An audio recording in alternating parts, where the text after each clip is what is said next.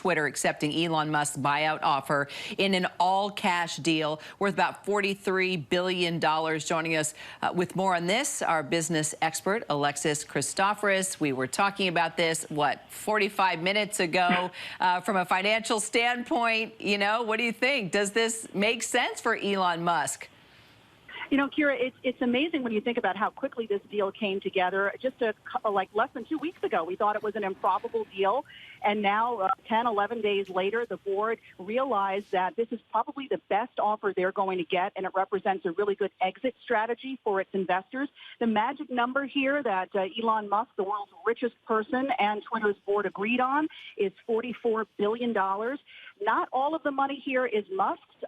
He was able to pull together investors, including the investment firm Morgan Stanley and other private investors, and he himself is putting up 20% of his personal stake in Tesla, of course, the company he is CEO of.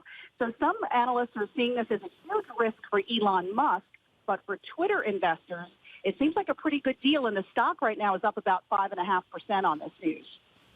So the market likes it. Elon Musk is one of the major Twitter users. He's got 81 million followers. He's an interesting guy. But I want to follow up on you got to admit, he's had one of the more interesting careers in recent history.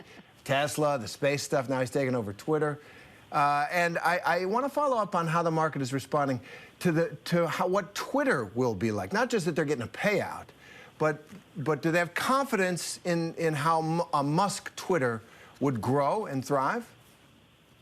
I think there are more questions than answers at this point, and we hope to learn more in the days and weeks ahead. But, Elon Musk has said he is a champion of free speech. And earlier today, before this deal was officially announced, he took to Twitter to actually say, quote, "I hope that even my worst critics remain on Twitter because that is what free speech means."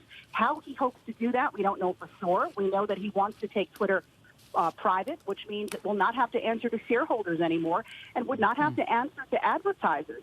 So a lot of folks think that he may actually turn Twitter into a paid subscription service, or there may be a tiered premium type service where you pay for more content, and then there's a basic service for free. We'll have to see, but I know that he has said time and time again he wants this to be a true platform for free speech. What that means exactly, we just don't know.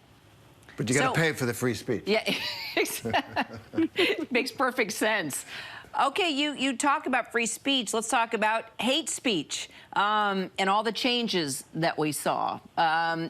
Even the former president being taken off of Twitter. How could we see this playing out when it comes to hate and hate speech and just creating what we saw a number of times, just all-out verbal wars, a lot turning into action when it comes to Twitter and what's said on Twitter, what's created on Twitter, what spreads on Twitter.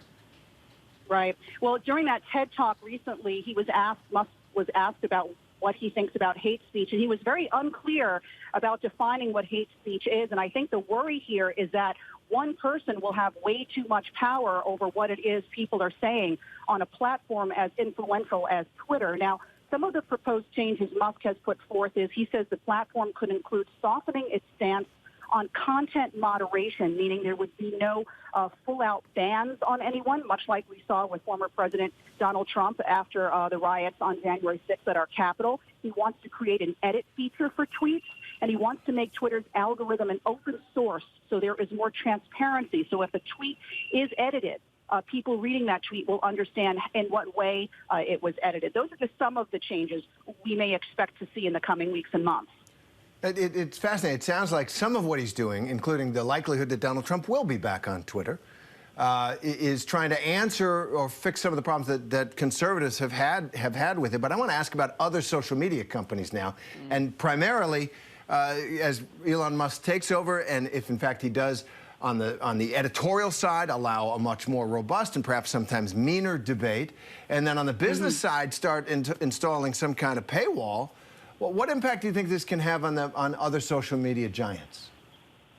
Well, if this deal passes muster with regulators, it's expected to, by the way, Terry, it would be one of the largest acquisitions in tech history.